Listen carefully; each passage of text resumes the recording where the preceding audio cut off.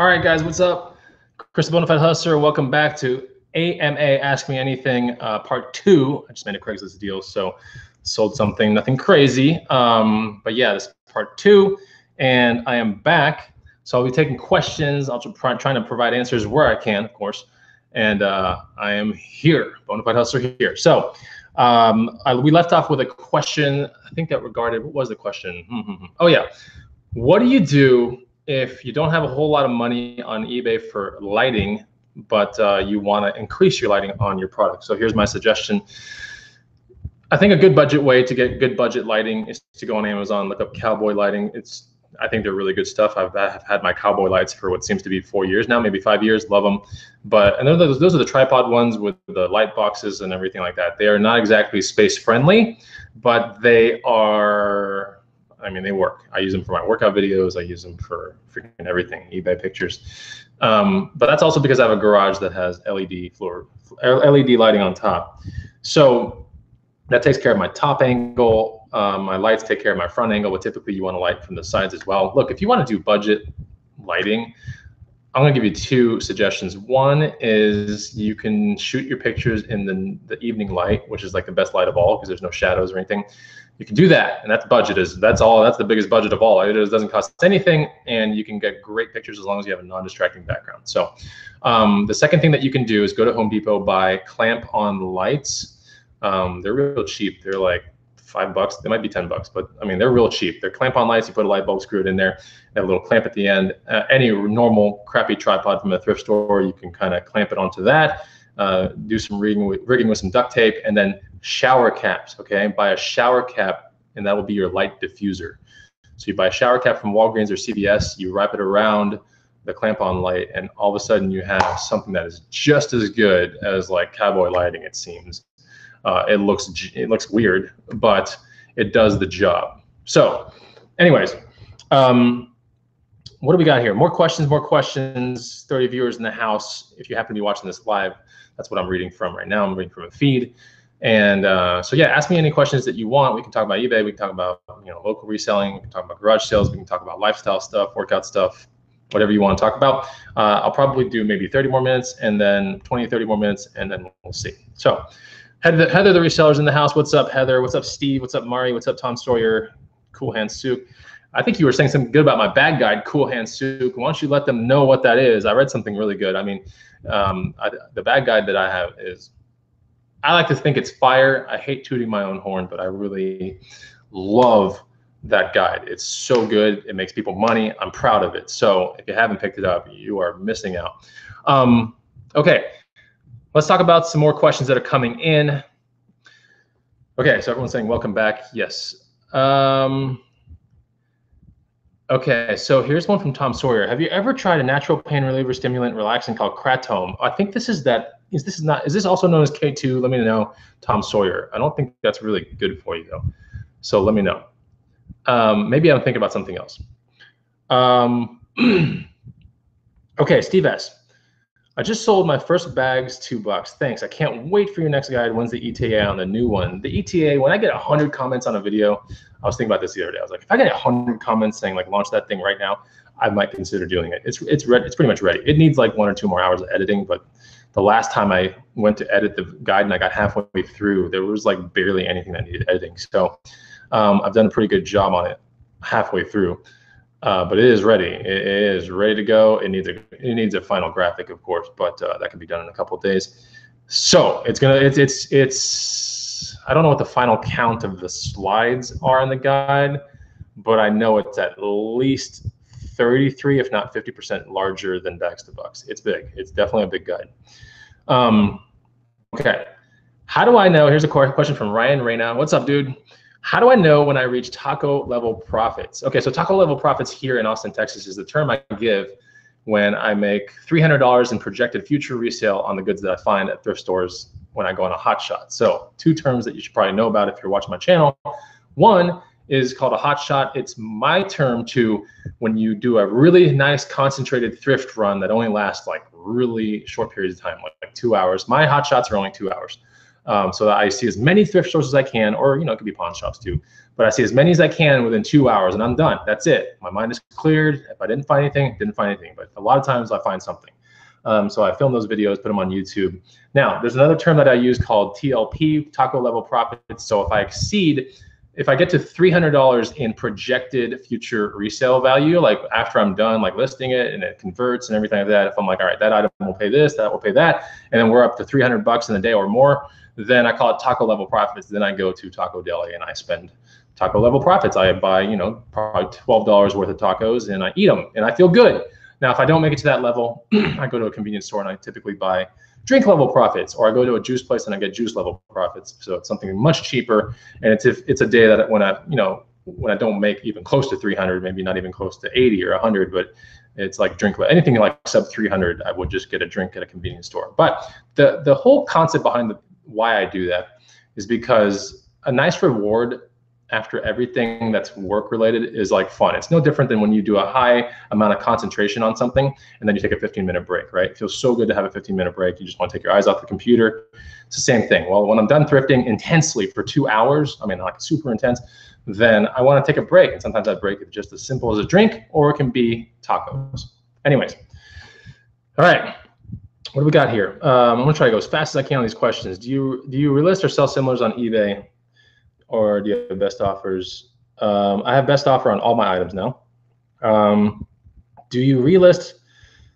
Oh, no, I have returns on all my items right now. I don't have best offers on all my items. Sorry, let me take that back. Do I relist or do sell similar? I do both, yeah, all the time. I never build my own listing from scratch, ever. I think that's like dumbest thing you can do. Okay, Cheddar to the max, unless you actually have a product that you want to sell on eBay, that's your own like private label thing, then yeah, you're going to have to create your own listing and everything. But okay, Melissa Francis, you're still motivating me down 35 pounds now. Awesome, Melissa, that's great news. Oh look, green room cup. There we go, the green room. First link down below, go check that out. Okay. Did the college picker really use that used underwear that he purchased? This is from Seymour. No, he used it. The only use that thing got was to fly in the air and hit Reagan in the face, and to get peppered around my life. Essentially, at this point, I'm finding this underwear like in random places in my life, whether it be a drawer or my camera bag or my car somewhere. Like this, he hid 12 or 14 pairs of underwear like randomly in my life. Like, so I come across one like every now and then. It's just what he does. Like, I mean, it's funny. Like, I don't hate him for it. I think it's hilarious. And when I find one, I'm like, dude, it reminds me of really good times with my friends and my business partners and all the thrifters that came into Austin. It just reminds me of some good times. So when I find, it's the weirdest thing. Usually when you find used underwear, you think nasty things, right? But when I find used underwear in my stuff now, I'm like, oh yeah, that was fun. I think it's clean. I'm pretty sure it's all cleaned up underwear. We found it at a garage sale, it was $1 for like a pile of like old tidy whities and college picker bottom all, and started littering them all over my lifestyle. And then he threw like a majority of them at Reagan's head. Okay. Craft Tom. Yeah, let me do a little bit. I know a little bit about it, but I don't know enough to talk about it. I'm sorry, Tom Sawyer. What pre-workout do I take? Typically when I take pre-workout, I'm using C4. But I use C4 regular. I tried C4 ripped. I don't like the way it makes me feel. When I do pre-workout, I also don't slam it all at once like you see a lot of YouTubers doing. I think it's a really stupid idea. It's really bad for your stomach that way. I dilute it in a massive amount of water. Smoke 'em 555 says launch that guide right now. I'm telling you, anyways. Cool Hand Soup, just set a release date and go with that. Okay, maybe I will. What criteria do you have for sending something over to auction over buy it now? I don't do any auctions, period. Everyone wants their stuff now. They want to be able to buy it now. I just don't I don't deal with auctions. But thank you for the question, the flippin' FNG. Ben Arcia, hey Chris, what measurements do you provide for cycling bibs? This is a really good question because they have very odd sizing inside those bibs and stuff. And a lot of times it's just the sizing that, I don't know how to really explain it without like sounding stupid, but a lot of these things are made in Italy, and that sizing, it's weird. That could be like, there could almost be like 2 mediums, 2 larges, 2 extra larges. So I just put what is in there. I list it under cycling garments and unisex, and that way people can see it. And you can even put in the description field, like, I don't know if it's men's or women's, check out the size and snap a picture of the size of it. Because a lot of times it confuses me as well. But sometimes you can just tell, like a lot of times when I buy one of those things and it's at a garage sale, I'll be like, all right, who wore this? And I'll see the person like, all right, cool. That's a guy. he's a medium clearly, and I can put that in my listing. So if I buy him on the thrift store, which is very rare, a lot of times the thrift store I can kind of tell just by looking at it if it's male or female. But I only buy like super mint ones. I sold a pair of cycling bibs not too long ago for like $63, and they were like $5 at a garage sale, I think. First class rate. It was awesome. I will definitely look at that, Tom Sawyer. Thank you so much, referring to the JRE podcast. Cool. Jack. Okay, how's it going, Bonafide? I have a question about platforms. I noticed you sell a lot, if not all of your pickups on eBay. Any specific reason you choose not to sell on Amazon? No, I sell stuff on Amazon. I absolutely do. I just do like a shipping. I mean, I do a shipment once every 3 weeks or so. But I like Amazon. Amazon is really good for certain things. So just like Craigslist and my antique booth are really good for certain things. And then there's some items that are very good for a lot of things. And that's one of the things that I was talking to about with a subscriber in a Goodwill yesterday, maybe the day before. Anyway. But I'm trying to really buy items now that are like multi-channel, that I can list in different places all at once. So that's real important because I just still don't trust eBay right now. I just don't. Anyways, should I sell a DVD VHS combo player without a remote? I would not, Chad, honestly. But thank you for the question. Heather the Reseller, that coffee shop that you do, what's it called? It's called a Doppio. When's the best time to take it if you've never done it? Haha. Early morning, pretty good. Tom Sawyer, I really love the scale. You need to do those little rewards to keep up morale. That's right. Thrifting, A, is a lonely thing, right? It's kind of lonely. You're doing a lot of things alone. And then B, a lot of people fail in the thrifting community to just buy something simple, like go to a convenience store and buy your favorite thing, whether it be candy or beef jerky or a drink. And if you have an exceptionally good day, like I'm talking super freaking good, then maybe go get a freaking awesome dinner that night, but make it to where you're like, all right, like turn it into a game that has small little goals, because that's how human beings works. Human beings love small goals. But when you say like, hey, here's a big goal, make 100 grand by the end of the year selling only shoes, now it's a really big goal. You have to break it down. So when you break it down into small steps, that's like, okay, now I have to do, $9K a month in shoes in January. So now all of a sudden you're like, okay, I'm held accountable for January, 9K shoes. I can get that done. But if I say 100K in shoes, sell 100K in shoes on eBay by the end of the year, you'd be like, what? How am I going to do this? You start freaking out. But if I say sell 9K by the end of the month, all of a sudden it becomes a little bit more like, all right, cool, I think I can do that. So, and it's just an example. I don't do 9K in shoes whatsoever, but you have to break things down. And that's the reason why these little rewards keep up my morale when I do thrifting runs. Steve S. I just got off the banana phone with the Gaines company. They refused me Gaines. What should I do? Call back and speak to somebody else, because that's what you're always supposed to do. Okay. Wow, Dead Vintage. That's actually a really good compliment. I'm missing the Joe Rogan live right now for this. Dude, Joe Rogan was live yesterday and he had 22,000 live people watching. Think about that for a second, all right? So yeah, Dead Vintage, I mean, the fact that you're watching this makes you feel really good.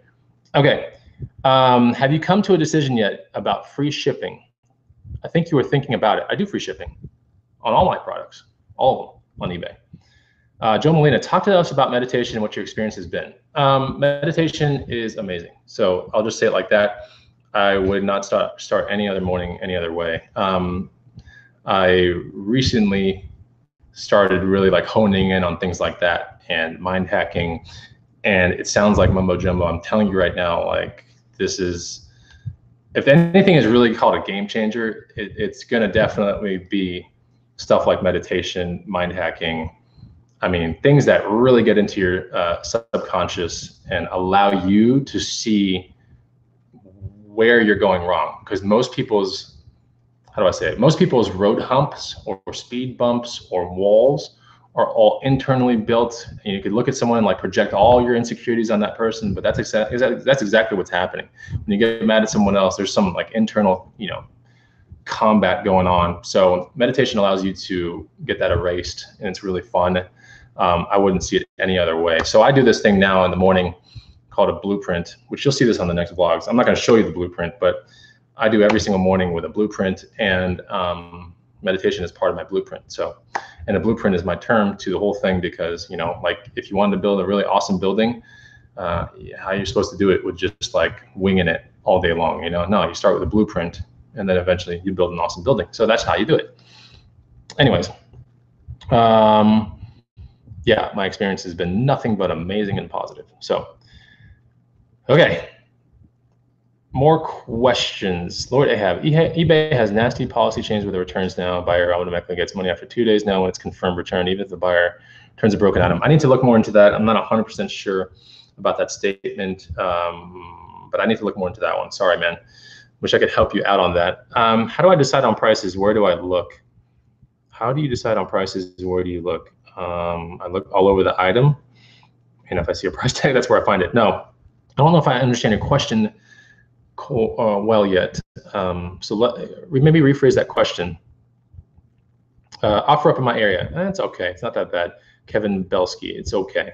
I like Facebook Marketplace a lot, honestly. Hoovy the Real. What are your thoughts on Rabbit's videos going viral? Is he still a green remember? Yeah, he is.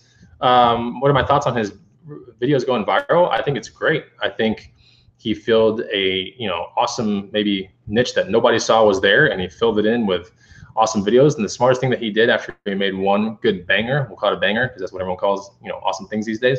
But he made one banger, right? And the smartest thing you can do after you make a banger is to make another banger. So he made like 4 or 5 other bangers after that, which did almost as good as the first one. But yeah, I mean, those videos alone paid for those pallets and more. So I'm all about it. I'm not going to go ahead and copy that or do that or anything like that, but I think it's wonderful. I mean, anytime you can get a banger under your wing. I have a banger on my other workout channel. It's about to cross 1 million views, and that one will probably cost 1 million tomorrow. So pretty fun stuff. When you see it, you're like, damn, that's one video paying that much a month. That's pretty cool. So, okay. Let me get some more questions here. Like, there's so many questions or so many just remarks. I can't keep up with it.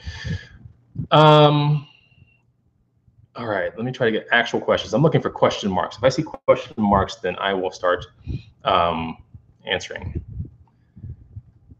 Okay, here we go. Oh, here's a good question. It's just a statement, but I didn't see a question mark. Thriller Gorilla Picker, what's up, dude? Thank you for being my awesome loyal subscriber of mine. Do I ever get mad at anything? No, I don't.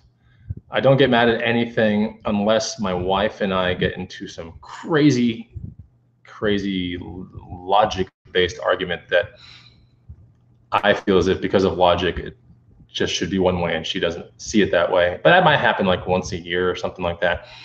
So that makes me mad, but not to the point where I lose it or I just, oh, I'm out of here and I go on a drive and I risk my life like driving fast anywhere. No, I typically spend a night or half a day reflecting, which feels terrible. And then I almost always sit her down and we figure it out. When you have a good wife or a good love partner, that's when you got a good one, is when you can kind of chill out and revisit things and explain why you thought a certain way and hear them out. And that's how marriages work. Yeah, so I would love to say I'd never get mad at anything, but that makes me mad sometimes, but like it's once a year or something. And I'm more mad that there's an argument than anything. That I guess that doesn't make any sense. Nothing's smooth sailing when you have a marriage. So I can't imagine what it would be like with kids involved. I would never want my kids to see anything like that. But I'm a pretty peaceful dude at heart. Dead End Vintage. Can you rock those guitars on the wall? I can rock them pretty good. Yeah. I have an amplifier in that other room that has a really, really good distortion, sound to it. So there's some electric guitars in the corner way up there that are super awesome. And yeah, I can play some decent stuff, Seymour says, who's my favorite YouTuber? All right, so if we're going to talk about in the reselling niche, I don't have much time to watch reselling-based YouTubers anymore. I'm just trying to think who I watch. Like their videos come up, who do I watch? I do like College Pickers videos a lot. I feel as if when it comes to a reseller that's equal in life philosophy as myself and likes a lot of the same stuff, understands what the message of Strela means and everything like that, I would say College Picker is the closest person to that. So yeah, I mean, I watch not all of his videos, but if I was to just look back in the past year and go, who did I watch the most of? I would say College Picker. for sure. Yeah, I like his stuff a lot. Another one that I watch, it's not a lot, but I'll peek in there every now and then. And I'll watch some Global Voodoo stuff because I like to see how someone makes it happen in, you know, a town in Arizona that doesn't seem very large, at least in the videos that he shows us. And he makes it work. Like, it's a prime example of how hustling really should be. You know, we've had our differences back in the past, but that doesn't matter. Like, you know, we've already like squashed all that beef. But I'll watch one here and there because this dude's making it happen in like super hot ass Arizona. He's trying like all kinds of crazy things, and I think it's really neat. I think it's a neat thing that he's got time to do that. He's got a family, got a wife. He's got a lot of balance going on, and you know, he vlogs it all too, which is like extra work. So I understand the strife when you vlog a bunch of stuff and you put sound effects and get drones in the air and all that kind of stuff. So, you know, I'm not a huge fan, but I'm not a huge fan of College Picker either. I just want, like, looking back at like all the ones that I've watched in the past year, it's College Picker, and I would say it's some of Global Voodoo stuff. And I've commented on his videos, he knows it. So, you know, it is what it is. But yeah, we've squashed beef. It's all good, you know, it's just all good. What else we got? I love seeing a good hustle go down. Oh yeah, Taco Stacks is pretty good too. He does a pretty good hustle. I don't watch a lot of his videos, but I like his attitude. I like the direction he's going. I've met Rally Roots in real life. I love Rally Roots. I think they're awesome. I just I don't find myself really having much time now. When it comes to other YouTube channels that I watch all the time, I watch Single Track Sampler. I watch Red Bull Channel all the time. Who is JOB? All the episodes, I love them. I watch Doug DeMuro for car stuff. So yeah, Single Track Sampler. I watch all these mountain biking ones, Seth's Bike Hacks. My favorite show on YouTube, hands down, is Who is JOB though, for sure. Hands down. All right, more questions. Let me see if I can get some more questions. Okay. Where's the best place to sell items for the least fees locally? Craigslist, Facebook Marketplace. What do I like better, the wakeboard or the wake skate? This is really easy, the wakeboard. Wake skates are extremely squirrely, and they have a high rate of being kicked up into your shins. Plus they have a fin underneath, which is double like the holy crap, you know? So anytime that there's a wake skate on my boat, like we have a wake skate behind my house, like every now and then we bring it out, but anytime there's a wake skate on my boat, like I almost always have a first aid kit available because those things have been known to like pop people in the face, shins, a lot of shin hits. And those just terrify me. It's bad enough getting shin hits through mountain biking, but now we're talking about something that's like a board. It's almost like a really big katana blade, you know? And if it just gets the right trajectory, man, that thing can ruin your month pretty quick. So I don't really like wake skating very much at all, but I love wakeboarding. I do it almost every weekend. What products always sell regardless of season? Excellent question from Annalisa G. Shoes and bags.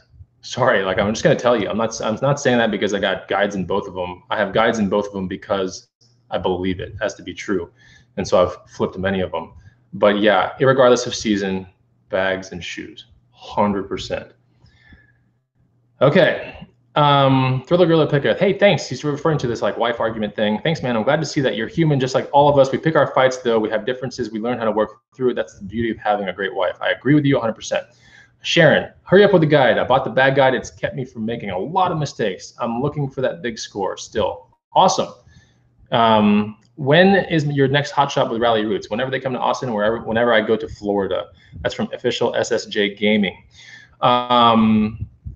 Francisco, hi there. Are you good enough to walk into a Goodwill and be an expert in every type of item? It's a really good question. The answer is no. I know a lot about a lot of things. I just don't know everything about everything, if that makes any sense. Lord Ahab, Global Voodoo is great, and is Pete Craigslist Hunter? Yes, they are. More messages are coming in my phone. Okay. Rhythm J. So I know you had mentioned in a previous video that meetups may be held in Colorado or something. How would we go about getting more information on that? My fiance says I should attend. Okay, so if I do anything in Colorado, I don't think it would be technically resale oriented. If I do anything in Colorado where there's a meetup held, it's going to be something physical based and something mind-based and something more blueprint-based. All right, so essentially, it's going to be a life-optimizing kind of get-together with a lot of physical activity. So today, I was thinking about that actually in the SUV today, and when I was driving around, I was thinking it's a very small pocket of people that would probably agree to come to it. I would assume maybe only 3 or 5 people on the first meetup, but maybe having it in like Breckenridge and doing like tons of snowboarding and then going out and drinking every night, having fun, good dinners, you know, camaraderie in one nice big house, and just talking about all the things and all the ways to optimize, you know, your life. And of course, I would lead most of that and show people if we can find a gym in Breckenridge, you know, show people badass workouts, stuff like that. Really tough. I feel as if you optimize your life and your lifestyle, anything you can achieve anything you want. But a lot of people fail to even remotely try to do that, and they almost always say it's the same thing. I don't have time. See, that's what really messes me up, because they have time to do a lot of other things pretty much correctly. And one of the things that I said the other day on my vlogs is that people have time to maintain their cars perfectly. But it's just a car. You're going to go through like 15 cars in your life, maybe 10, something like that, right? These things are going to come and go, but your body's not going to come and go. Your body is there and it's staying, right? That's what you get. It's the one vehicle that you get for the rest of your life. You don't get 10 of them. You don't get 15 of them. You're not like a cat who has 9 lives. You have one body, one. And we're only going to go through this life one time. Like every single day that goes forward is another day to change everything, right? And to work on things that you don't like, to really gravitate towards all your hopes and dreams.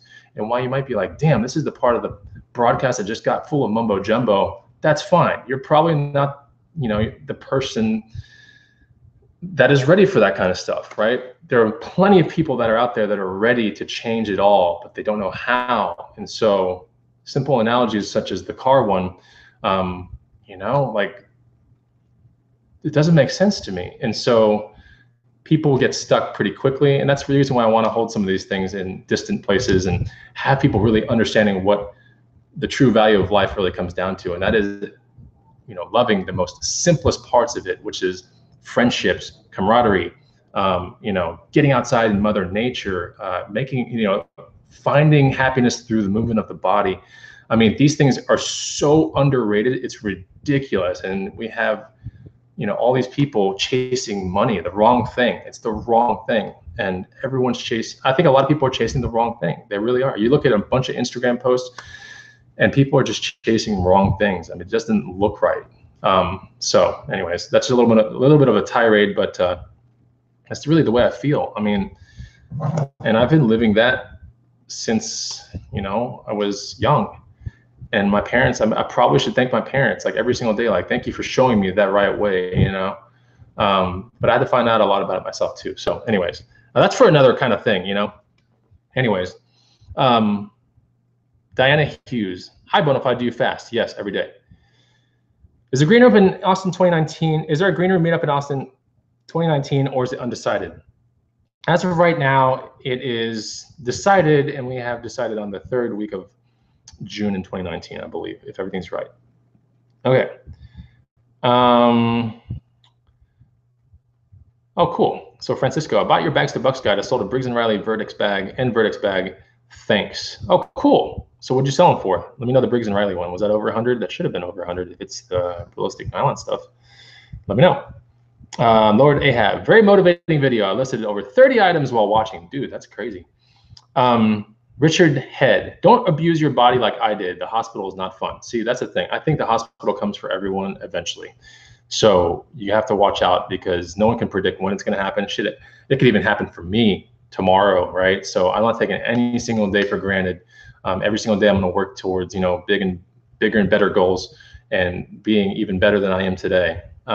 So, you know, call it selfish, but I don't take any day for granted anymore, not at all. And, you know, I'm 39 years old, which we could argue at this point, I'm halfway through my life.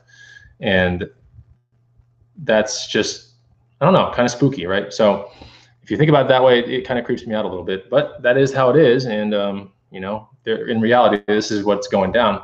As long as you're an adult and you're watching this right now, you're only in control of basically 16 hours in a day, because 8 of those hours, you know, there's 24 hours in a day, 8 of those hours you're asleep. You ain't controlling anything while you sleep. But 16 hours of that day, you're in full control over 16 hours. And I think with proper blueprinting, that's my term now, proper blueprinting, proper meditation, all kinds of good stuff, I think you can really maximize those 16 hours to an unbelievable. It's almost like it multiplies it. It's the weirdest feeling in the entire world, but you feel like the 16 hours just became like 30. So you feel like you really have a lot of time. Like today, I got so much done. I was like, dude, it's like only 12 o'clock. You'll see it on tomorrow's vlog, but you'll like literally see me like, wow, like I've gotten so much accomplished. It's only noon. And this was one of the other things I wanted to accomplish, was to do a live show. So anyways, I hate really talking about myself too much, guys. It's just not like my thing, but I don't know how else to do it without, leading you guys and showing you like, here's someone that's doing it. And, just trust me, like it's really worth it. Okay. Do I have a rule when it comes to drinking? Yeah, I only drink if I can absolutely feel a little bit of what I'm drinking, not taste it, but feel it. Okay. I like good tasting things, but like I don't drink just to drink. I drink to get a feeling. And if I get that feeling and it's a little bit of a buzz, I like it. I can't remember last time I was drunk, but I drink to get that feeling. If that feeling is nowhere in sight in the future, like there's no sense in me like, having a Bloody Mary. Like it usually takes my kind of body mass and everything, about 2 of them to feel good. So if I'm not gonna, invest 2, there's kind of like no sense in doing it. So, but there are other ways to get good feelings. Hint, hint. How long has it been since you left your corporate job? Approximately 9 years now. Annalisa G, what? I thought you were 24. No, I am actually 39 years old. Moisturizer is really good. Yeah. Dead Ed Vintage, great question. What are your thoughts on buying courses? I think courses are wonderful things to buy, so long as the consensus shows that the course is worth it, the consensus. So if I'm on the fence of buying a course, I think like anyone else, you got to do your research, right? And you got to kind of know what the person has accomplished or physically accomplished, right? Because I talk about it that way, because when I think about buying other people's like workout products, and I haven't bought any, but I have bought workout books and workout programs like DVDs and P90X, that kind of stuff.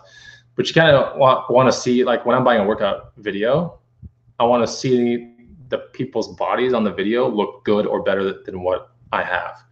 So if you're buying a course on FBA or eBay, you want the person that's creating the course to have a proven track record of good sales, stable sales.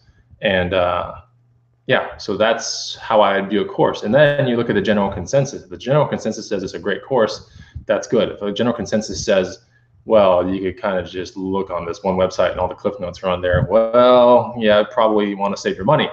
It just depends, Now, if the course comes from someone that I have already got a ton of value from, like right off the bat, like a ton of value, and I've listened to, like, let's say, all their YouTube videos and all this, and I'm just like, dude, this person just knows too much.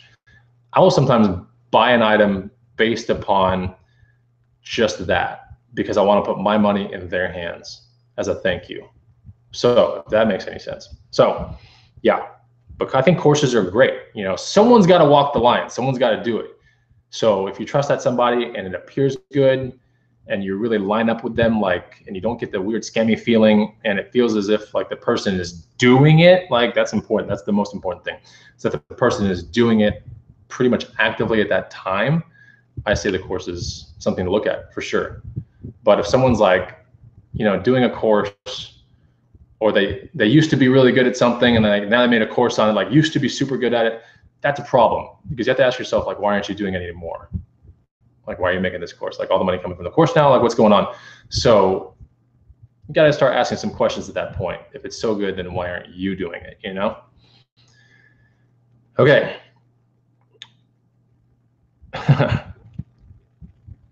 Heather the reseller, I agree. Thinking about getting old is scary. It kind of is. What's the best advice? This is from Chad Carlton. What's the best advice you can give someone that is just starting out reselling? Get our 100 amazing items to resell guide. It's the first link down below. Go get that, study that up real quick. If you're brand new, just look at that guide. It'll teach you some good things that'll sell. All right, so let's just stop it there. Watch good YouTube channels. So I'm gonna rattle off some good YouTube channels that I think are that you should watch. I think Making Profit's good. I think College Picker is good. I think State's Place deals with female clothing, pretty decent. Who else? Global Voodoo is good. I think he's got some good content. Craigslist Hunter is good. Hearts Picker is good. Who's another one that's really good? Lonnie, Garage Flips. Yep. Who else makes good content? Trying to think. Who else makes good content? Tanya, Thrifty Treasures. Margaret, Texas Gal Treasures makes good content. There's a lot of people in the YouTube community that make good content. But if you get a hint of negativity, right, then that's a problem. So within, Rally Roots is good too. Yeah, within all those channels, I mean, somewhere, those are all the good ones. So yeah, if you hear negativity anywhere or someone's bashing somebody, I would say 100% get off that channel, unsubscribe. Oh yeah, and Rockstar Flipper. Yeah, take a look at that person. Yeah.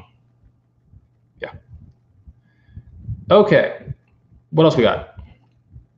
$5 from Aaron. I already know that picture. What's up, Aaron? Thanks for your videos, he says. $5, super chat. Hey man, thanks a lot. That's super cool of you, dude. I love it.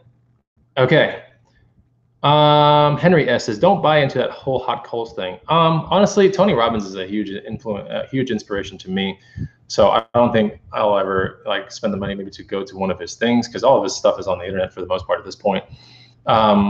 But there are some things like Date with Destiny, I want to say is like $8 or 10 grand. Like I would consider doing that, because then you're in a proximity sense, you're really close to the guy and you get almost every one of your questions and problems like solved, or you get completely unstuck.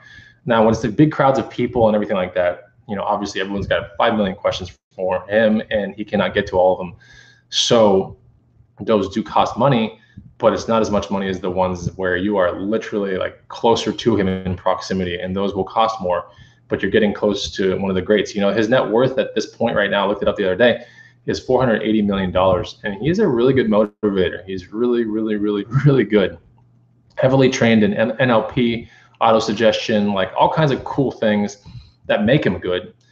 But he's one of the greats. I mean, you can't argue the fact that he's a motivating guy that can help you get unstuck. So pretty much interesting. Okay, Thriller Gorilla Pickup. I find it ironic that you used to work for Philip Morris, being the fitness guru that you are. That's a really good remark. When I got out of college, I was a consultant for Philip Morris USA, territory consultant for Philip Morris USA. I ran a large portion of Austin, Texas, and 4 or 5 towns in Texas as a territory consultant. And yeah, at that point, it was, how do I say it, voluntary if you were a smoker or not. You didn't have to be a smoker to be in the company. I do remember in my panel interview that they were smoking in the hotel when you weren't.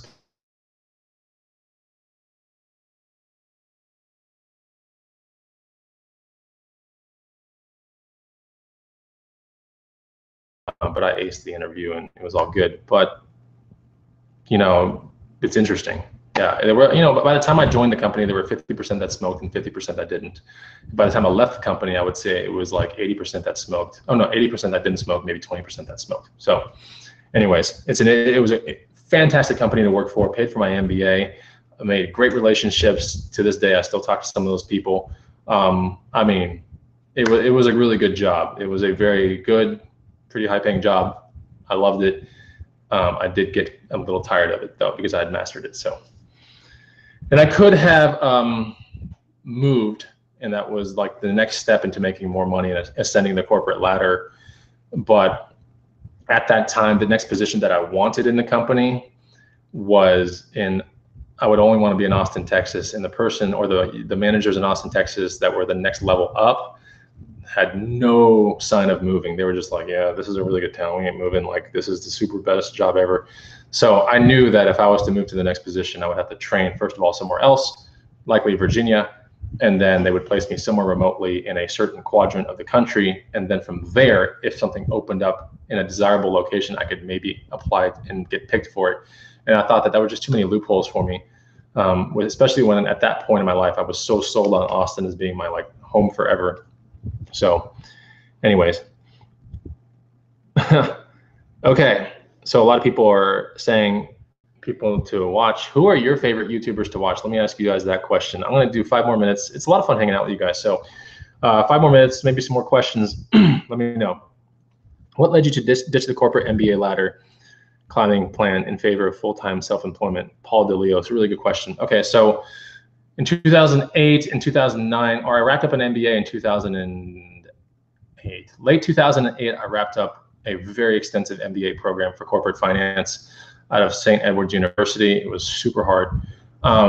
And I wrapped it up, went into the job market coincidentally at the worst time of the job market, because that's when all the investment banks were crashing down and housing market, was basically eroding like right in front of our very eyes. Something super unprecedented was occurring in the US, and it had not happened like that since the Great Depression, honestly. So we were in very unfamiliar territory, and almost every single company in America was either trying hard to get lean, meaning cutting sales force like you wouldn't believe, or they just weren't hiring whatsoever. So I found myself with an MBA program, working with my stock trader friends as a day trader, not because that was just the only thing there, but that's because that was my next natural line of progression from my corporate job being a consultant. I was just so into day trading because I was really good at it for like a couple of years, like right off my phone, sitting in my work van. I was making trades on Scottrade, listening to CNBC all day. And I was doing swing trading, and I was really, really, really good at it. So, and this was from a tiny little like HTC Diamond, like not even a smartphone, this tiny little piece of crap phone, making trades like every day, and listening to all the earnings reports and quarterly this, and getting to really know companies and their bottom lines and like how to decode all that kind of stuff. That's what I went to my MBA school for, was to basically do that and decode financial sheets like nobody's business. And I did really well at it, but I didn't do so well at day trading, which is like trading in the moment. And so I did that for 2 years right after. And then I went to work for Farmers Insurance to build my own agency. And then I realized, like, wow, they pitch it to you like this is your own job and you get to control everything. In reality, you don't get to control anything because insurance rates go up and down and you have no say of what the company says. So I ditched that one. As soon as I saw that I wasn't really going to truly be an owner in that company and there was a lot at stake, I left that. And then my friends that were traders were always telling me, like, we don't understand why you don't just do what you love to do full time. Because when I was a day trader, it was really close to a goodwill. And this wasn't when I first started thrifting. I've been thrifting for 14 years. And they just told me, like, you're so good at what you do, because I had people meeting me up for Craigslist at the day trading office and everything. And mind you, like, this day trading office was not what you think. It's not boiler room style where everyone's in ties and Allen Edmonds shoes, and then after that everyone's getting happy hours. No, like, this was hot ass Austin, Texas, board shorts, flip flops, sitting in an office, basically playing video games all day long until the market did something. That's what a day trader does. I'm not even kidding. So I did that for 2 years of my life. It was a lot of fun. Don't get me wrong. But it was becoming a cash bleed at some point, and I was like, this is just not looking good. And they all told me, like, just do what you love. And so I started doing that, and that's when I started building a book. And then that's when I really just went full steam at it. I went full time for about 4 years, and then formed the Green Room, and then made more guides, and then a couple other things. And yeah, so it's all good at this point. Now I'm in, like, I guess the next trajectory of my life, which is really building the workout channel up as hard as I can. And because there's a lot of potential there, with my thrifting videos and everything like that. I think my highest video is 350,000 or something like that. It's nothing to really brag about. But in 5 months, like, one of my workout videos is going to cross 1 million views probably tomorrow. And I'm like, wow, just the potential there is humongous. And so it would be such a waste of everything that I know not to film it all and do it the same way I did with the Bonafide Hustler channel, film it all, do live videos and all that kind of stuff for the workout thing. It would just be a waste. Like, I don't know what the road's going to lead to, but I could have argued that when I first started the Bonafide Hustler channel too. And if I got scared and spooked, I would have never met Steve Rake, and I would have never met College Picker. I would have never met you guys. I would have never formed the Green Room. I would have never had hangouts and meetups in Austin, Texas, never done ride-alongs with hundreds of amazing people. I know that would have never happened. None of that would have happened.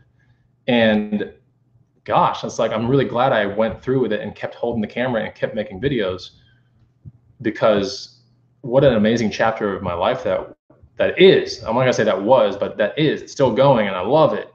So I need to bring that same fervor and gusto, to the workout channel.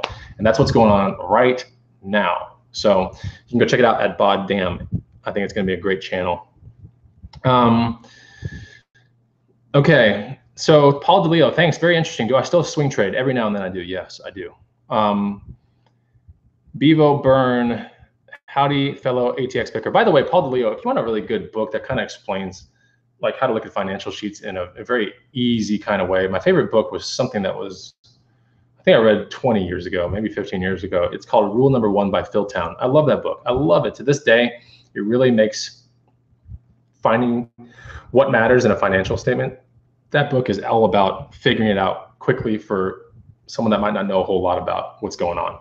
So it allows you to really spot good companies where your money would be safe investing it in. It's not going to tell you what companies, it'll tell you how to spot good companies. So, Mark Corbett, what advice could you give on having a booth in an antique mall? How do you handle people stealing? Well, I don't know if people steal from my booth or not, honestly. I don't have a whole lot invested in any one item in my booth. And if someone steals something, I can't control it. I mean, there's no way to even think you could control it. Now you can try to control stealing things if you have like watches and small, like gold things and earrings and cufflinks, and you can put them in glass cases. But that takes up real estate as well. And then it's just, I don't know. The antique booth that I have, I love running it with the things that I care about the most. Like I don't want to go to garage sales and estate sales because once you start dealing with smalls, that almost puts you almost every single time at an estate sale because that's where the good smalls will be, and small pocket knives and all that. I like dealing with pearl snap shirts. I don't care if someone steals from my booth. I really don't. Because it's not gonna, it'll hurt me slightly. I mean, maybe like 1 or 2%, but like I'm focusing on the other 98% of the stuff that I can control. And that's, putting better boots in there all the time, putting awesome pearl snap shirts, awesome shirts with good graphics, really good trucker hats, pennants, the things that really sell well and all the time, neon letters, Bruyana type stuff, Militaria, odd wood tables and odd wood mid-century things, like those sell really well, wingback chairs. I mean, school lockers.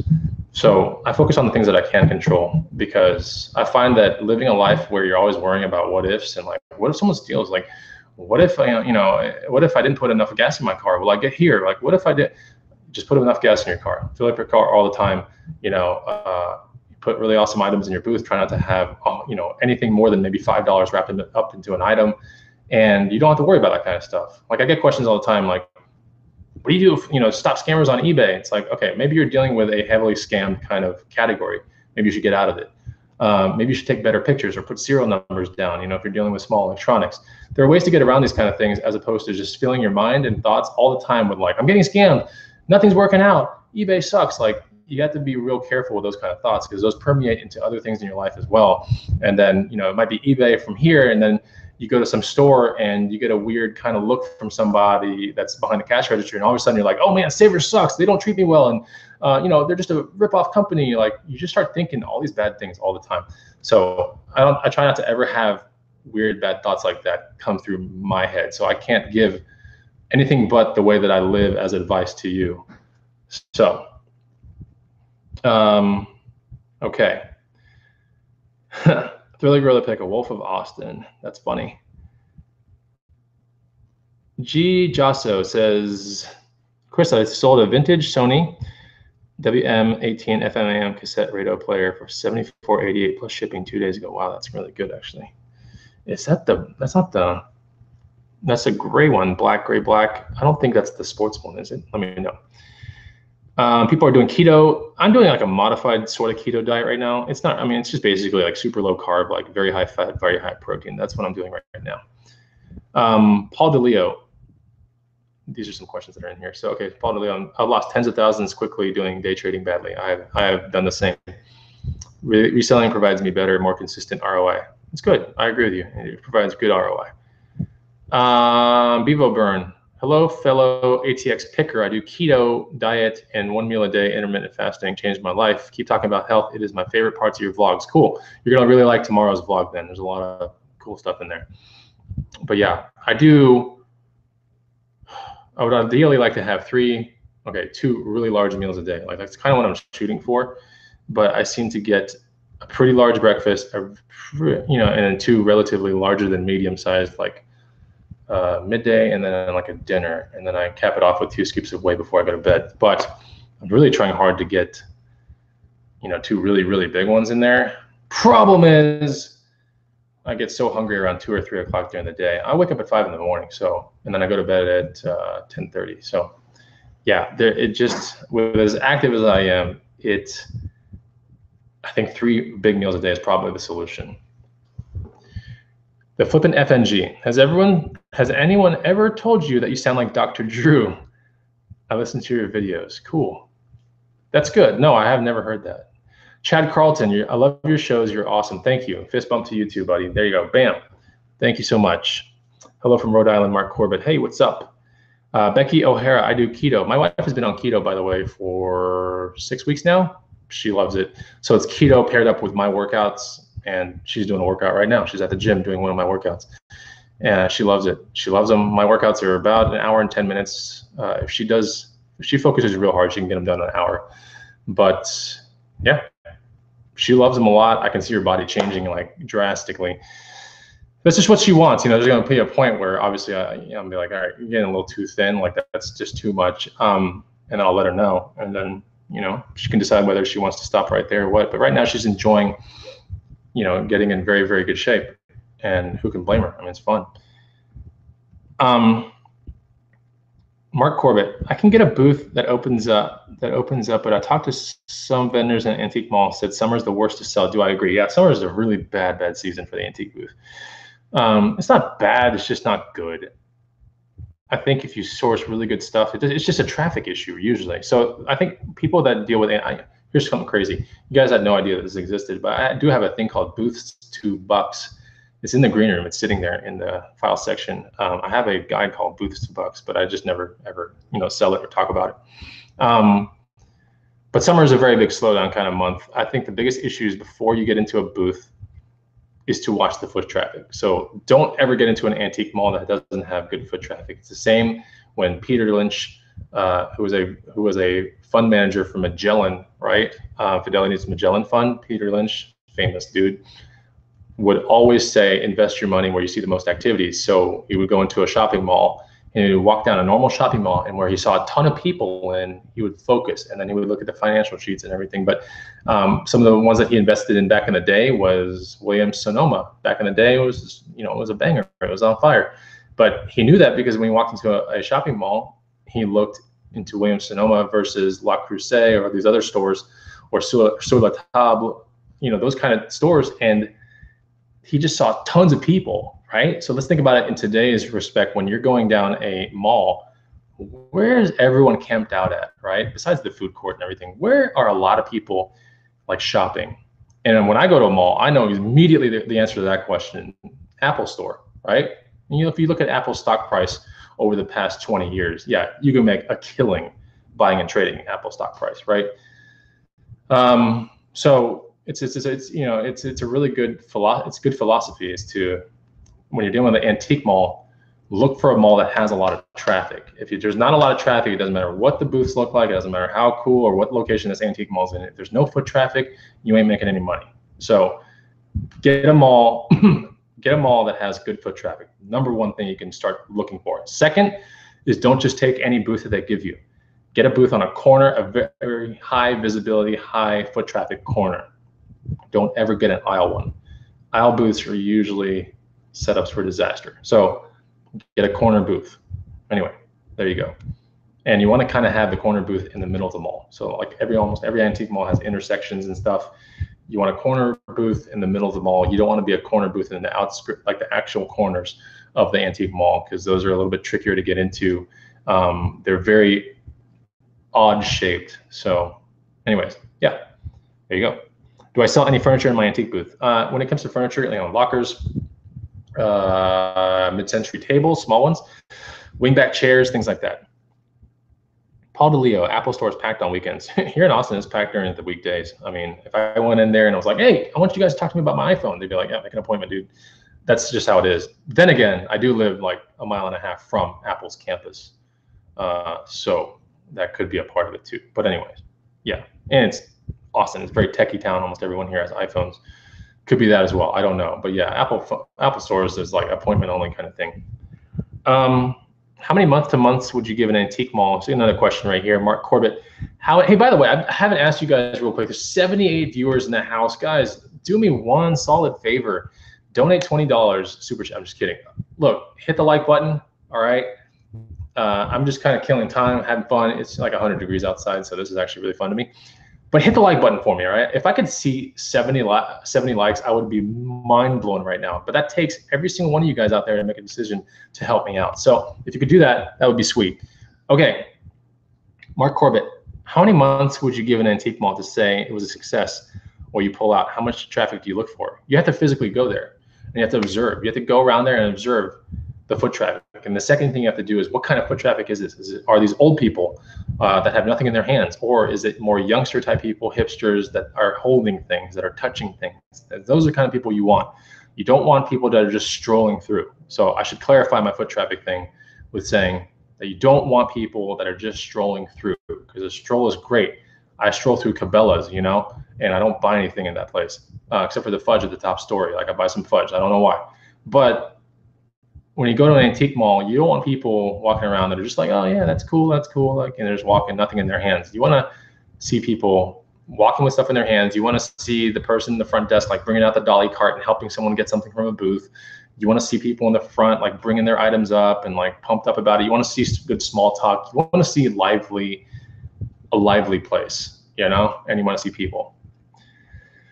Oh, what's up, Brocco? Man, this is like, this guy, Brocco and I talk about on Facebook behind the scenes all the time. What's up, Brocco? It's good to see you, man. It really, really, really is. But yeah, we talk behind the scenes all the time on Facebook.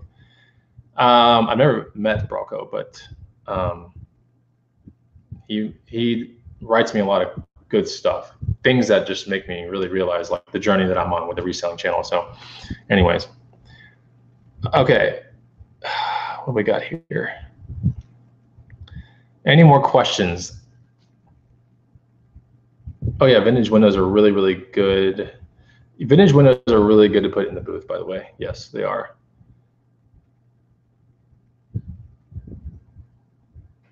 Okay. Cool. Yeah, I'm live here, man. What's up? All right, any more questions? I always say 5 minutes, but any more questions? I feel as if I'm not going fast enough through these questions. See if I can find another one here. Okay. Lots of questions. I think I've answered like all of them. I've answered drinking questions. I've answered YouTuber questions. What items always sell regardless of season? Yep, answered that one. So there's a feed right here. I'm looking right at it. So if you haven't figured that part out, guys. GEIS25. I just got in here. Any more slackline work? Yeah. Okay. So like I don't own the slackline. My neighbor does. We bought it for him. He got it as a Christmas present for my brother. So we all live in this cul-de-sac, right? I live in this house. I bought it in 2004. Emerson lives in a house that my parents bought. They just were like, all right, we want Emerson to be close to you. So he pays them money to live there. But anyways, that house is purchased. And then across the street, we have our really good friends that are like always hanging out with us all the time. And it's Clark and Madai, his wife, and they're about my age and everything. So we have a really, really tight knit, super awesome cul-de-sac. I think down the road, like one house, we have some people that are programmers that just moved in that look like a young couple. So that's going to be awesome. Cul-de-sac is like getting built up like super strong. Now, if you watch one of my videos like a couple of days ago, or maybe the weekend one, Clark is the one that put the katana blade in his pants. So that's who Clark is. He lives directly across the street from me.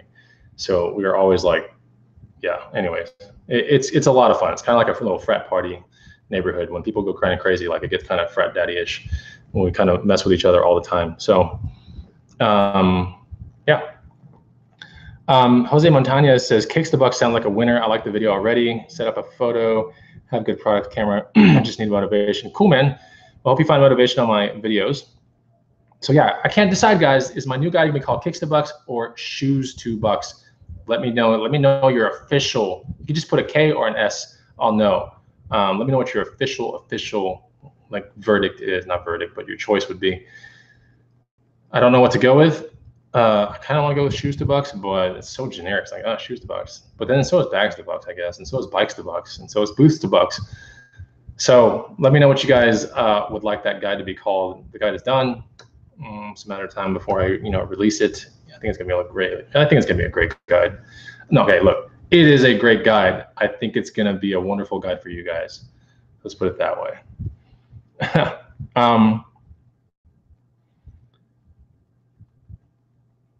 Oh, cool. Okay, so Mark Corbett says the antique mall I'm looking at has runners that bring items to the front of the store. They also allow the booth vendors to be the runner to get credit off the rent. That's pretty interesting. Really cool. Shoes to bucks.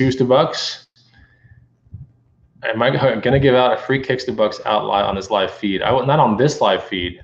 So here's where my guide is at this one point. All right, it's halfway edited all the way through. All the content's there. Okay, all the slides are in there. All the pictures are already in it. It's over halfway proofed. Okay, it's sitting. Every section has around 25-ish slides on it. There are 8 sections right now that I have to compile into one guide. Okay, which I will upload to Gumroad. There'll be 2 versions. If you have decent internet, you can get the full resolution version, but most people could handle just the compressed version. So 2 versions will be available. They'll both cost the same. You're going to get the ability to download both versions when you buy the guide. But yeah, as of right now, the guide is somewhere around 160 slides, maybe 180. It's somewhere around there.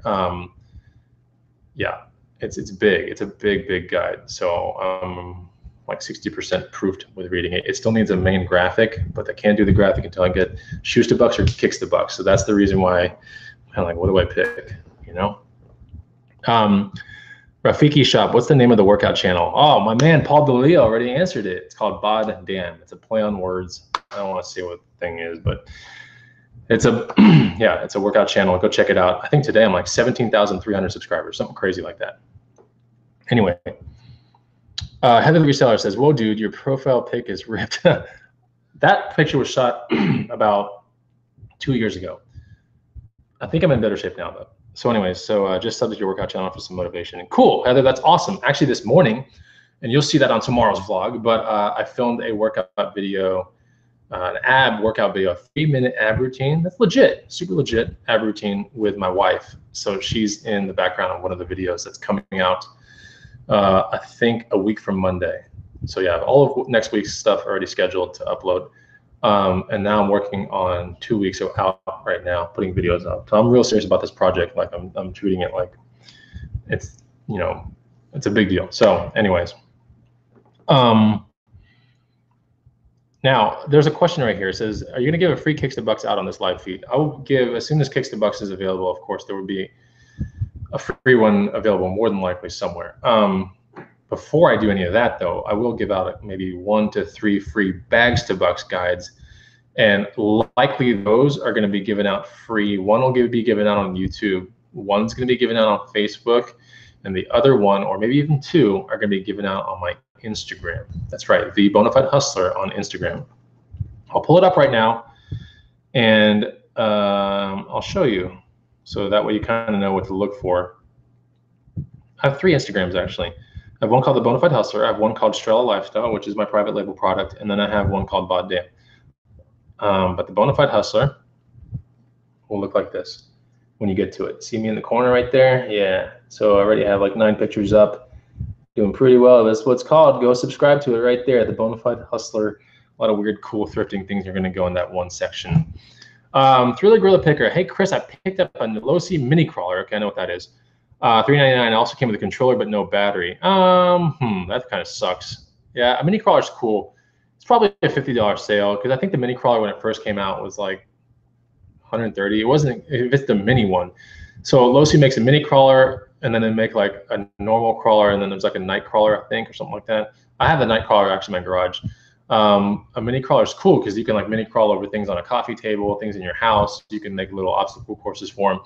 But you do need the charger, obviously. The charger is going to be something really simple. It's a small little blue battery looking thing with a little toggle, little wire coming out of it. That's more than likely the battery that goes into that. But when you start buying the charger and the battery, you're probably already 30 bucks into it, maybe 20 bucks into it. So I would only do that if you decide to keep it. Otherwise, I would just put it on eBay and make sure it has no flat spots on the tires, because a lot of times those crawler tires on the good stuff will be really, really super spongy, like extremely amazing rubber.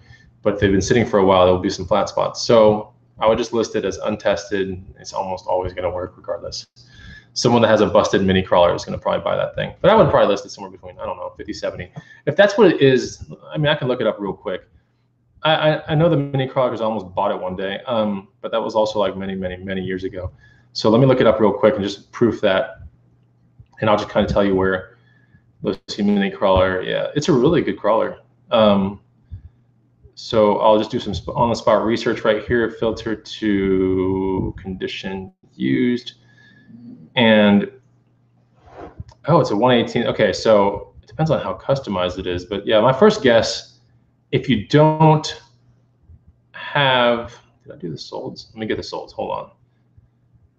My first guess was $50. I mean, yeah, I would do somewhere between $50 and maybe $65. If it's untested, you can still move it for that. Okay. Use test here. Hey, what's up, man? It's just a remark, so I'm gonna read it out. Not a question, but I just wanted to thank you for all the time you invest in teaching us. I've been watching your videos for years, and I really appreciate what you put out there for us. You're welcome. You're absolutely welcome. You know, a lot of the stuff that I do in the morning on my morning blueprint, which is my version of like this like mega ritual thing that I do, and it really makes my life like 5 million times better. But it also, and more specifically, it makes my days like just amazing. So, but one of the things that I do in my morning blueprint is there's obviously the gratitude section, and parts of that gratitude section deal with like retrospect, and or I guess all of gratitude is retrospect, but you know, things that your influence and you know, you're giving to others is part of it. And so a second that comes as part of the things that I'm supposed to think about, I immediately think about all you guys, right? And like this journey that I've taken to share as much as I can on YouTube. And it's a lot of fun. It's been so much fun. And I talk about that like it's about to stop. It's not going to stop, but like it's been a lot of fun. I'm going to continue it, but I'm at the stage now where I'm like, I just want to switch it up a little bit. So that's the reason why you're going to see these vlogs switch up a little bit. I said in the vlog the other day that, you know, my life isn't all about one thing. Although the Bonafide Hustler channel portrays, you know, reselling and fun and like, that's it, you know, there's been a slow bleed of all this other stuff that I care about so much. So like reselling in the grand scheme of things to me is a small portion of what really matters to me. So I bring that to the YouTube channel. And at this point, I'm like, you know what, why the hell am I so scared about bringing everything else to the YouTube channel? May as well show you guys peaks of all this other cool stuff that's happening. And majority of stuff that's really lifestyle benefit, that will be super lifestyle kind of stuff, is going to be on my other channel for sure. So if you're like already getting the inkling like, oh man, this is cool stuff, this is like totally different, like I wish I got more of it, there is going to be more of that on the workout channel. So I'm going to be doing more like active style vlogs and mindset stuff and neat stuff like that. So there are a lot of Bonafide Hustler accounts on Instagram. Which one is yours? Wow, really? Didn't know that. Thought that was a pretty similar. I thought it was a pretty unique name. Look, guys, look for this one poster. It's just the Bonafide Hustler, all one word. And this is it right here. Look at my picture and find that. That's it right there. See it? All right. There. Adam's Exploits. Hi, Chris from eBay. Hi, Chris from eBay Open. It's Adam A517. Hey, what's up, man? Adam's Exploits. Okay, now I know who you are. I met Steve Rakin on Tuesday night. Cool. Steve Rakin's a great person to be around. He is super inspirational. He's funny. He's super funny. And when you really get to know him, he's a really, really good guy. He's cool. Is he different from all the YouTube videos? I would say the real Steve Rakin is. And it's because he is a lot of fun to be around. He's a lot like College Picker behind the scenes. He cuts up a lot. He's funny. But he's a real dialed in individual too. Like when he has something that he wants to do and achieve, he's real dialed. I really admire that about him, but more so I admire the fact that we mesh well as business partners and he's a lot of fun to be around. So anyways, Mari says, Strella Lifestyle. Yeah, go follow me on Instagram. Strella Lifestyle's on there. Let me think here. What's another one real quick? Okay, Dub Hustles says my eBay account got restricted. Ooh, this is already a bad one. I've never had this happen to me, so okay, I take that back. I've been restricted from listing anything new, but that happened like 5 years ago because some stupid Nike shoes I sold. My eBay account, this is from Dub Hustles, my eBay account got restricted. It's say they do it regularly and to contact, but when I click the link, it goes to a selling limits info. Oh yeah, just call them. If this is a selling limits issue, then call them and just get your selling limits raised. I've done that before back in the day. Yeah, go check it out. That should be easy to do. Selling limits is one of the easiest things to get eBay to correct. Okay. Any more questions? Kicks the bucks, Strella lifestyle, goddamn cool. And so who here has actually checked out my other channel? Let me ask you guys that question real quick. This will be now my questions to you. Because I kind of want to get my mountain bike rigged up and I kind of want to go ride. But this is my question to you guys. Who has followed my other YouTube channel called Bod Damn? You should, because I have a sneaking suspicion that a lot of this cool lifestyle stuff that I'm showing on this channel, on the Bonafide Hustle channel, will slowly migrate over there, okay?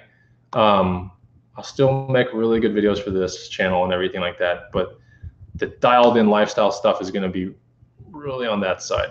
So I'm telling you guys now, if you haven't subscribed, you definitely should. Especially if you like the vlogs the way they're set up the way they are now.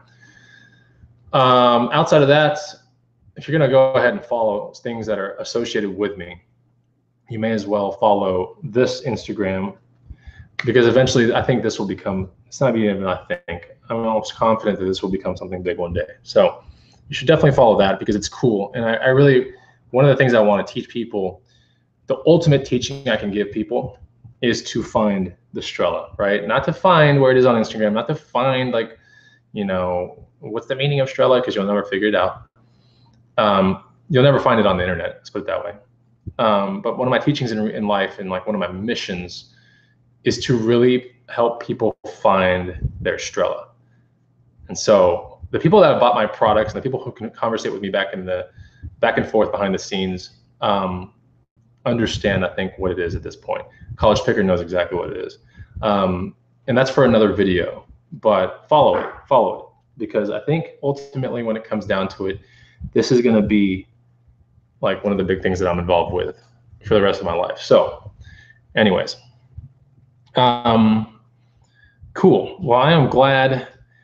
Okay, here's one from Turnkey Life. Do I listen and watch motivational videos and entrepreneur videos? If so, can you name some? Okay, so I think when you're dealing with entrepreneur videos and motivational videos, when you're dealing with entrepreneur ones, I think Gary Vaynerchuk is decent.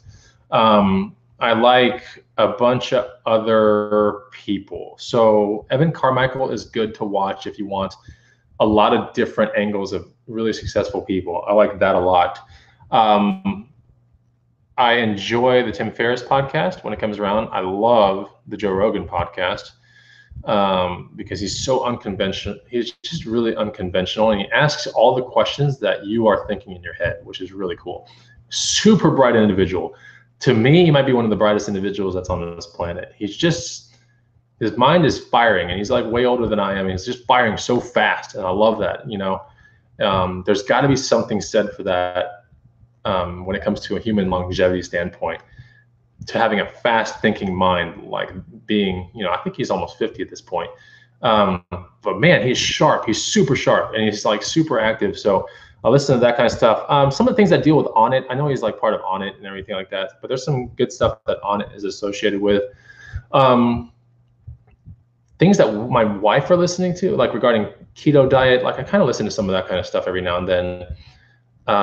That's more lifestyle oriented. When it deals with motivational videos, I like Tony Robbins stuff. I mean, who doesn't? If you really go into nitty gritty Tony Robbins stuff and find like the really good nitty gritty stuff, I think you would really enjoy it. Any Gary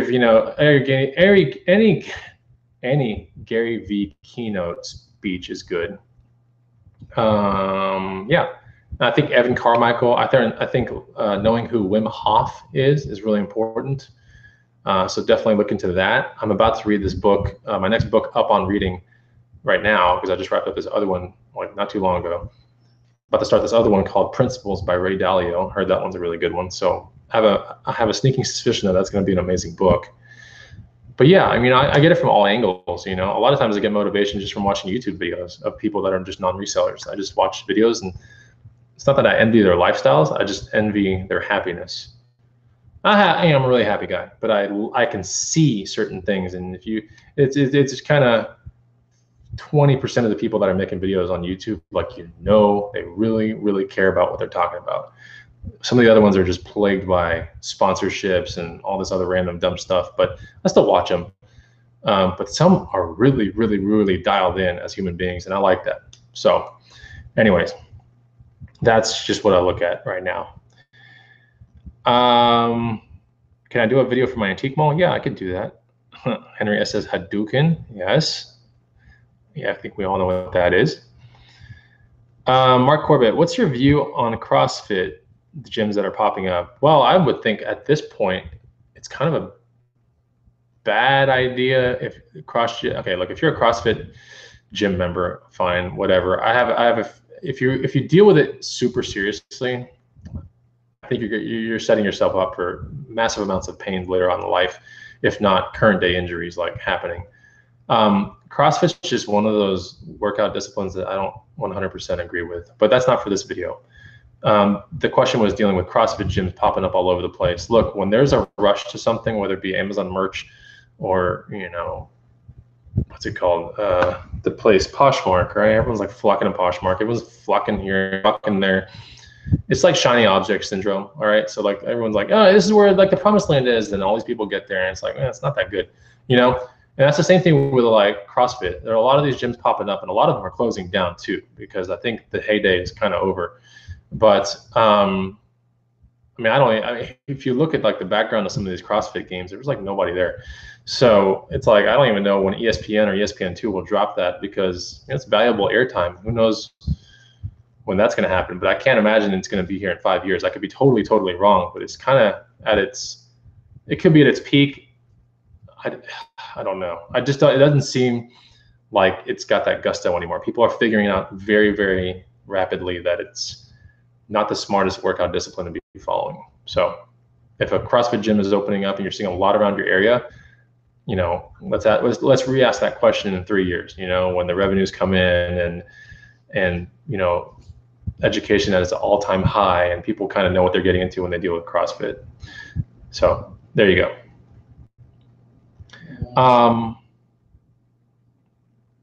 Yeah, so that's what I feel about CrossFit gyms. I think it's a bad business idea. I think it's as bad as like investing into like a restaurant. All right, cool. This is the last question I'm going to answer. This is from Thriller Gorilla Picker. Says, hey Chris, I now have 3 Nerf sniper rifles. Cool, if they're complete, then they're ready to go. Also 3 Vulcans. Should I sell them all together or sell them individually? I also picked up the Vulcan ammo pack, new in box. Cool. The Vulcans, you know, they cost, depending on where you live in the US, they can cost between like 17 and 25 to ship off with FedEx, something like that. So the Vulcans, you know, I've sold Vulcans with everything, tripod, ammo box, the belt, all that locally for $50. Like that's just an easy thing. If you have all that kind of stuff, $50 seems to go pretty well. You can sell a Vulcan between 70 and 100 on eBay, but then after everything's all said and done, I mean, you're kind of like already at $50, you know. The sniper rifle is almost for sure. Those are like 50, 53, 57, getting close to 60-ish if you have a complete Nerf sniper rifle. CS6, I think is what it's called. Long shot, long strike, something like that. Long strike, I think it's called long strike. Anyway, yeah. So the sniper rifles are awesome. Those go quick. I mean, the last 2 that I flipped didn't even last a week. So get those sniper rifles up on eBay, pat them up with bubble wrap. Like, okay, obviously disassemble them, right? And put them together, bubble wrap, 2 poly mailers, sandwich, boom, done. Don't look for a long box or custom build a box, 2 poly mailers, and you're in business. Cool. All right, so this is pretty much the end of it. We got Merch University turning in. It says, yo, I'm all about that Strella. What up? I think I know who this is. Hope you enjoy the Strella stuff. I think this is Joe, if I'm not mistaken. So anyways, hey guys, did you enjoy the show? Is this something that you want to see a little bit more of, or you're kind of like, let's just talk about hustling and stupid things and like that? You know, I say stupid things like that because it's just, I know what my channel is based on. But like I said, it's a very small percentage of like the things that I actually absolutely care about in life. So that's what really why I say stupid things like that. But anyways, do you guys want to talk about more reselling based stuff only, right? Or do you want to talk about the big picture? Or do you like these question and answer shows? Let me know. So I'll read off some responses, and it's all good. I mean, either way, feedback is feedback. Joe Mark Corbett says, thanks for the great content. Hey, thanks for being here. Thrift School's in the house, a little late, but it's all good. Baba Lewa says, great as always. Finally got to see you live. And yeah, maybe a couple more will roll in, but I'm pretty much done, guys. Paul DeLeos likes the big picture type talk, which is fun.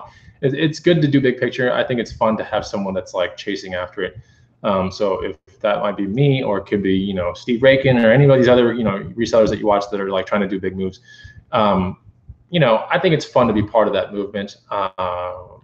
Without doing it, I'll never know. So that's the reason why I'm doing it. And the fact is I'm documenting it. So here we are, and you guys get to kind of see the path I take. So yeah, so it's people saying the big picture ones are good, big picture ones are good. I enjoyed this video. I hope you guys got some value out of it. You know, go out there and make it happen for yourself. And you know, don't be afraid to be a stranger behind the scenes, especially like, you know, if you got something that you want to tell me or something you want to suggest to me, or maybe you think something I said was incorrect or hurt your feelings or something like that, leave comments, man. Like hit me up behind Facebook, hit me up on Instagram. Like, don't be afraid. Like I'm not gonna rip your head off or anything like that. Well, I might rip your head off, but I really don't want to rip your head off. But yeah, I'm a good guy. Like I like being around you guys. I love talking to you guys. I love hanging out with you guys, freaking shooting dopios with you guys and ride-alongs and like editing. Like you guys have built me, you know, as in this channel. So if you guys got questions or clarification that you need, I can't promise you I'll get back with you within 24 hours or 48 hours, but I can promise you that you'll get a response at some point. And but yeah, I look forward to, you know, conversating further with you guys because it's a lot of fun. But yeah, you guys know where to find me, so I ain't gonna repeat all this other places and Instagram stuff like that. You guys know how to find me. And there's a new video dropping tomorrow. I think you'll enjoy it. But till then, guys, you know, have fun hustling out there. Tomorrow's Friday. I'll try to find some garage sales from Yard Sale Treasure Map in the morning. And then Saturday's coming down. We're gonna have a beautiful day in Austin. I'm gonna hit those garage sales like hard, and I'm gonna find some cool stuff. And I'm pumped. So, and I'll definitely film it. So good to see you guys. Take it easy. Goodbye.